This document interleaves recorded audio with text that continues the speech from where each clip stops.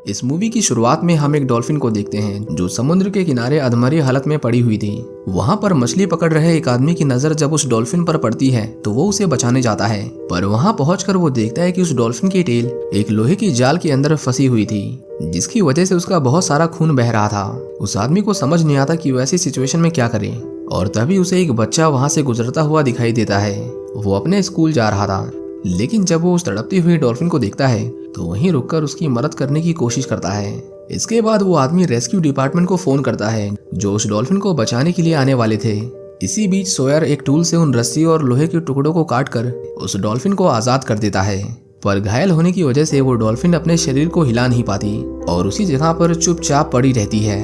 कुछ देर बाद वहाँ रेस्क्यू ऑपरेशन वाले पहुंच जाते हैं जो उस डॉल्फिन को एक स्ट्रेचर से उठाकर उसे हॉस्पिटल में ले जाते हैं। इसके बाद जब सोयर अपने स्कूल में पहुंचता है तो उसका टीचर उसे देर से आने के लिए बहुत डांटता है। सोयर को समर स्कूल बिल्कुल पसंद नहीं था, क्योंकि एक तो उनका स्कूल उन्हें पूरे साल पढ़ाता था और ऊपर से अब उन्होंने गर्मियों की छुट्टियों में भी क्लासेस लेना शुरू कर दिया था। उसका एक कजन था और एक वही था जिससे सोयर थोड़ी बहुत बातें किया करता था। उसका कजन कायल एक स्विमिंग चैंपियन था और उसका सपना था कि वो ओलंपिक्स में पार्टिसिपेट करे, लेकिन फ्लोरिडा में मिलिट्री ट्रेनिंग के लिए वॉलंटियर करना कंपलसरी होता है, इसीलिए कायल को मिलिट्री ज्वाइन करना पड़ा। उसके जाने के बाद सोयर किसी से ज्यादा बात नहीं करता था और ना ही उसकी किसी चीज में कुछ खास दिलचस्पी थी। एक दिन स्कूल के बाद सोयर उस हॉस्पिटल में जाता है जहाँ पर उस डॉल्फिन को रखा गया था, लेकिन वहाँ पर कोई नहीं था, इसीलिए वो पीछे के दरवाजे से होते हुए अंदर घुस जाता है। अंदर जाते ही उसे एक रूफस नाम का पेलिकन उसे अंदर घुसने से रोकता है। उसकी आवाज सुनकर वहाँ पर हेजल आती है। वो सोयर को देखते ही समझ जाती है कि ये वही लड़का है जिसने उस डॉल्फिन की जान बचाई थी। उस हॉस्पिटल में वैसे तो आम लोगों का आना मना था, लेकिन हेजल उसे अंदर आने के लिए कहती है और उसे अपने हॉस्पिटल के सारे जानवरों से मिलवाती है। हेजल उसे बताती है कि उन्होंने उस डॉल्फिन का नाम विंटर रखा है। जब विंटर सोयर को देखती है तो उसे देखते ही वो चिड़ियों जैसी आवाजें निकालने लगती है, जिससे पता चलता है कि विंटर को याद था कि सोयर ने ही उसकी जान बचाई थी। लेकिन सोयर को पता चलता है कि विंटर की हालत कुछ ठीक नहीं है, क्योंकि उसकी पूंछ बुरी तरह डैमेज हो गई थी, जिसके बिना वो तैर नहीं सकती और अगर वो तैर नहीं पाएगी तो मर जाएगी।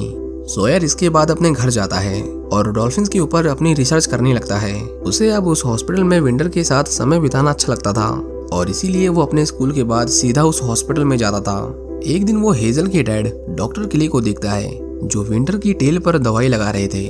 सोयर उन्हें छुपकर देख रहा था, लेकिन रूफस एक बार फिर से उसके पीछे हाथ धोकर पड़ जाता है। क्ले की नजर उसके ऊपर पड़ जाती है और वो उसे अपने पास बुलाता है। इससे पहले क्ले उसे डांटता, वहाँ पर हेजल आ जाती है जो सोयर को अपनी डैड की डांट से बचा लेती है। सोयर को देखते ही विंटर फिर से आवाज करने लगती है और यहाँ क्ले समझ जाता है कि विंटर सोयर को पसंद करती है। सोयर अपनी मम्मी से स्कूल जा रहा हूँ बोलकर स्कूल नहीं जाता था, बल्कि हर दिन वो विंटर से मिलने आता था। एक दिन वो देखता है कि हेजल बहुत रो रही थी, क्योंकि भारी इन्फेक्शन के चलते डॉक्टर्स को विंटर की पूंछ काटनी पड़ी। विंटर अब तैर नहीं सकती थी, इसीलिए उसके ठीक होने तक कुछ लोग पूरे दिन पानी में बैठकर उसके शरीर को पकड़े रहते थे, क्योंकि अगर वो तैरेगी तो उसका घाव बढ़ता ही जाएगा। डॉक्टर क्ले सोयर को एक बार पानी में विंटर के पास जाने को कहते हैं और विंटर की देखभाल करके सोयर को अच्छा लग रहा था। इसके बाद हेजल और सोयर दोनों एक बोट पर बैठकर बातें करने लगते हैं। हमें पता चलता है कि जब सोयर 5 साल का था तो उसके पिता उसे छोड़कर चले गए और कभी वापस नहीं लौटे, और हेजल की मॉम की भी मौत हो गई थी जब वो 7 साल की थी। डॉक्टर क्ले अपने हॉस्पिटल की बोर्ड मीटिंग अटेंड करते हैं और हमें पता चलता है कि उन्हें अपने काम को जारी रखने के लिए पैसों की जरूरत थी जो उनके पास बिल्कुल नहीं थे, और ऊपर से सरकार भी उनकी कोई मदद नहीं कर रही थी। अब उनके पास सिर्फ एक रास्ता था कि वो उस हॉस्पिटल को एक बिजनेसमैन को बेच दें, जो शायद आगे चलकर उसे एक होटल बना देगा। एक दिन जब सोयर अपने घर आता है तो उसकी मॉम उसके ऊपर चिल्लाने लगती है, क्योंकि उन्हें पता चल गया था कि वो पिछले 1 हफ्ते से स्कूल नहीं जा रहा है। वो उससे पूछती है कि वो हर दिन कहाँ जाता है, लेकिन सोयर उन पर गुस्सा होकर अपने कमरे में चला जाता है। उसके अंकल सोयर की मॉम से कहते हैं कि एक बार उसे जाकर देखना चाहिए कि वो ऐसा क्या करता है जिसकी वजह से वो आजकल इतना खुश है, क्योंकि वो पहले इतना खुश कभी नहीं था। अगले दिन सोयर की मॉम उसके साथ उस हॉस्पिटल में जाती है, लेकिन रूफस जो अपनी आदतों से मजबूर था हमेशा की तरह इस बार भी उन्हें परेशान करने लगता है। सोयर की मॉम देखती है कि वो तो एक डॉल्फिन की देखभाल कर रहा था, एक बेजुबान जानवर जिसे मदद की जरूरत थी। ये देखकर उसकी मॉम उसे वहाँ रुकने के लिए दोबारा कभी नहीं रोकती और उसे एक स्विम सूट भी खरीद कर देती है ताकि वो पानी में देर तक बिना भीगे रह सके। इसके बाद फिर क्या था, सोयर हर दिन विंटर से मिलने जाता था और उसके साथ पूरे दिन खेलता था। उसे हर दिन वहाँ नए नए जानवर देखने को मिलते थे जो इंसानों की वजह से तकलीफ में थे। एक दिन विंटर अपने आप ही पानी के अंदर अपने हाथ पैर चलाने लगती है, लेकिन उसे अपनी टेल महसूस नहीं हो रही थी। पर विंटर फिर भी बिना किसी सपोर्ट के पानी में तैरना सीख गई थी। एक दिन जब सोयर अपने घर जाता है तो उसे एक बुरी खबर सुनने को मिलती है। उसका कजन कायल एक एक्सप्लोजन की चपेट में आ गया था। उसकी मौत तो नहीं हुई थी, पर वो बुरी तरह से घायल हो गया था। डॉक्टर क्ले सोयर को उसके कजन की हालत का दुख जताते हैं और उसे उस रात विंटर के पास ही रुकने की परमिशन दे देते हैं। सोयर ठंडे पानी में अपने पैर डालकर बैठा हुआ था और अपने कजन के बारे में सोच रहा था, लेकिन वो डॉल्फिन उसे अपने साथ खेलने के लिए कहती है, जिसके बाद सोयर उस पानी में कूद जाता है। सोयर ने अपने कजन की घर वापसी के लिए पार्टी रखी थी, पर वो उसके घर नहीं आता। वो नहीं चाह रहा था कि कोई भी उसे इस हादसे के बाद उसे सिंपैथी की नजर से देखे, क्योंकि इससे उसे बहुत दुख होता था। डॉक्टर क्ले को पता चलता है कि तैरने की वजह से विंटर की रीढ़ की हड्डी पर बहुत जोर पड़ रहा था, क्योंकि अब उसकी पूंछ नहीं थी, इसीलिए वो तैरने के लिए लेफ्ट से राइट मोशन कर रही थी, जबकि उसके शरीर के बनावट के मुताबिक उसे ऊपर से नीचे मोशन करना चाहिए। क्ले उसे कहता है कि अगर वो ऐसे ही तैरती रही तो वो जल्द ही मर जाएगी। सोयर और उसकी मॉम कायल से मिलने जाते हैं। वो देखते हैं कि उसके पैर पैरालाइज हो चुके थे। कायल किसी से बात नहीं करना चाहता था और उन दोनों को वहां से जाने के लिए कहता है। सोयर की मुलाकात वहां डॉक्टर मैकार्थी से होती है, जो घायल सोल्जर्स के लिए प्रोस्थेटिक हाथ पैर डिजाइन किया करते थे। उसे लगा कि वो शायद विंटर की मदद कर सकते हैं, इसीलिए वो उन्हें अपने साथ हॉस्पिटल ले जाता है और उन्हें विंटर की कंडीशन के बारे में बताता है। मैकार्थी उन्हें कहता है कि मछलियों की स्किन बहुत नरम और चिकनी होती है, इसीलिए किसी भी चीज को उसकी बॉडी से नहीं जोड़ा जा सकता। लेकिन सोयर की रिक्वेस्ट करने पर वो एक बार कोशिश करने के लिए तैयार थे। इसके बाद वो सभी मिलकर विंटर के लिए एक प्लास्टिक की पूंछ बनाने की कोशिश करते हैं, जिसकी मदद से वो पानी में तैर सके। एक रात मैकार्थी जब अपने घर जा रहे थे तो वो कायल को देखते हैं, जो बहुत दुखी था, क्योंकि उसके साथ के एक कॉम्पिटिटर ने स्विमिंग में उसके स्टेट लेवल रिकॉर्ड को तोड़ दिया था। मैकार्थी उसे कहता है कि इस दुनिया में बहुत सी चीजें हैं करने के लिए, क्योंकि लाइफ में ऑप्शन कभी कभी इंसानों को कंफ्यूज कर देते हैं और कभी कभी जीने का एक नया मकसद देते हैं। वो कहता है कि अब उसे अपने घर लौट जाना चाहिए। डॉक्टर मैकार्थी ने उस प्लास्टिक की पूंछ को तैयार कर लिया था। वो किसी तरह उसे विंटर के शरीर से जोड़ भी देते हैं, पर विंटर को वो पसंद नहीं आता और वो उसे इतनी जोर से हिलाती है कि उस प्लास्टिक की पूंछ के टुकड़े हो जाते हैं। क्ले न्यूज में देखता है कि फ्लोरिडा में बहुत बड़ा तूफान आने वाला है, जिससे बचने के लिए वो सभी पूरे हॉस्पिटल को लॉक करने लगते हैं। लेकिन वो तूफान इतना ताकतवर था कि जब क्ले बाहर निकलकर देखता है तो उसका आधे से ज्यादा हॉस्पिटल तूफान की चपेट में आ गया था, जिसमें उनकी कारें और एम्बुलेंस सब मलबे में दब चुकी थी। उनका हॉस्पिटल पहले से ही कर्जे में चल रहा था और इस नुकसान की वजह से अब उन्हें कड़े फैसले लेने पड़ते हैं। वो उसे उस बिजनेसमैन को बेचने के लिए तैयार थे। क्ले को पता चलता है कि सभी जानवरों को उन्हें उनका नया घर मिल जाएगा, पर उस बिना पूंछ वाली डॉल्फिन को कोई लेने को तैयार नहीं था, क्योंकि कोई भी एक घायल जानवर को अपने पास नहीं रखना चाहता था। वो क्ले को एडवाइस देते हैं कि उसे अब गहरी नींद में सुला देना चाहिए और ये शायद उसके लिए एक भलाई का काम होगा। इसी बीच कायल उनसे मिलने आता है। सोयर उसे दोबारा देखकर बहुत खुश था। उस घायल डॉल्फिन को देखकर कायल के अंदर एक बार फिर से जीने की इच्छा जागती है। जब डॉक्टर क्ले उन्हें विंटर को मारने के बारे में बताते हैं तो हेजल और सोयर इस प्लान से बिल्कुल खुश नहीं थे, पर क्ले उन्हें समझाता है कि अब उसके पास पैसे नहीं है और वो उसे आगे तक जारी नहीं रख सकता है।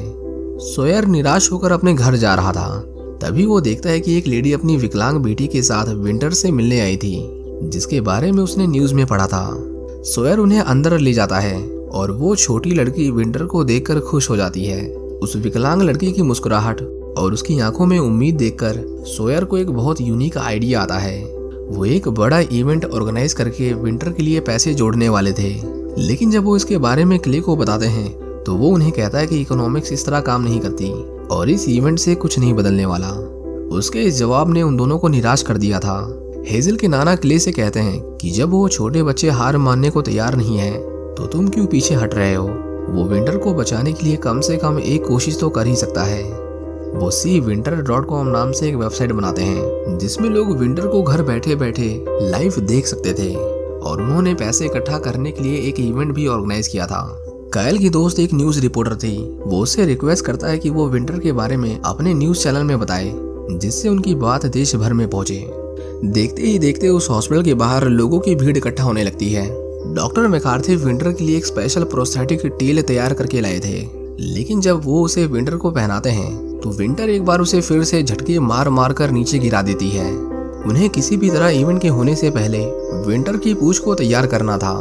सॉयर समझ नहीं पा रहा था कि विंटर ऐसा क्यों कर रही है। वो पूरी रात उसके साथ बैठा था। तभी विंटर उसके पास आती है और उसे इशारों इशारों में उस सफेद रंग के सिलिकॉन को निकालने को कहती है। सॉयर समझ जाता है कि शायद उसे इसी चीज से प्रॉब्लम है। उसे लगता है कि प्लास्टिक की ये टेल उसके शरीर का हिस्सा नहीं। इसके बाद डॉक्टर मैकार्थी एक नए तरह का सिलिकॉन जेल तैयार करते हैं जो पूरी तरह से ट्रांसपेरेंट था। उन्हें उम्मीद थी कि इस बार ये काम करेगा और बिल्कुल वैसा ही होता है। उसे लगाने के बाद विंटर ठीक तरीके से तैर पा रही थी। इवेंट के दिन हम देखते हैं कि कायल और उसके साथ का एक कॉम्पिटिटर वहां पर आए लोगों को एंटरटेन करने के लिए एक स्विमिंग रेस करने वाले थे। लेकिन ये एक रिले रेस थी जिसमें एक ही टीम के अंदर एक से ज्यादा खिलाड़ी रेस लगाते हैं। कायल पानी में थोड़ी दूर तक जाकर पानी से बाहर निकल जाता है और उसके निकलने के ठीक बाद वो लोग विंटर को पानी में डाल देते हैं जो उस दूसरे तैराक को पीछे छोड़कर कंपटीशन को जीत जाती है। हम देखते हैं कि विंटर अपनी नई पूछ के साथ नए नए करतब कर रही थी और उनका ये इवेंट बहुत सक्सेसफुल हुआ था। इस इवेंट में वो बिजनेसमैन भी आया था जिसने अब उनके हॉस्पिटल को खरीद लिया है। वो उनके इस काम से बहुत खुश था। वो डॉक्टर क्ले से कहता है कि उनके लोग वहाँ होटल बनाने में 20 साल से भी ज्यादा का समय लगाएंगे, इसीलिए तब तक वो अपने हॉस्पिटल में काम कर सकता है और वो उन जानवरों पर होने वाले सभी खर्चों को उठाएगा। ये बिजनेसमैन सच में एक भला आदमी था। इसके बाद हमें विंटर की कुछ रियल लाइफ फुटेज दिखाई जाती है जिसे 2005 में रेस्क्यू किया गया था। इस फिल्म में हमने जिस डॉल्फिन को देखा वो असली विंटर थी। खैर विंटर अब इस दुनिया में नहीं है क्योंकि वो 11 नवंबर 2021 को इस दुनिया से चल बसी। सॉयर की वेबसाइट seawinter.com अभी भी इंटरनेट पर अवेलेबल है जिसका नाम बदलकर CMA एक्वेरियम यानी क्लियर वाटर मरीन एक्वेरियम कर दिया गया है, जहां हम आज भी वहां पर लगे लाइव कैमरा से उस हॉस्पिटल के सभी जानवरों को घर बैठे बैठे देख सकते हैं। विंटर की अस्थियों को उसी समुद्र में बहाया गया जहां से उसे रेस्क्यू किया गया था। अब ये हॉस्पिटल सिर्फ एक डॉल्फिन और कई लोगों की मेहनत के दम पर इतना बड़ा हो गया है कि दुनिया भर से लोग यहाँ घूमने जाते हैं। इतना ही नहीं, जब 2020 में पूरी दुनिया कोविड-19 पैंडेमिक से जूझ रही थी तो इस एक्वेरियम ने अपने एक्सपेंशन के लिए $80 मिलियन रेज किए और इन पैसों का इस्तेमाल एक्वेरियम को और बड़ा और बेहतर करने के लिए किया जा रहा है। इसी के साथ विंटर की ये कहानी यहीं खत्म हो जाती है। उम्मीद करता हूँ कि आपको ये मूवी पसंद आई होगी। Thank you for watching.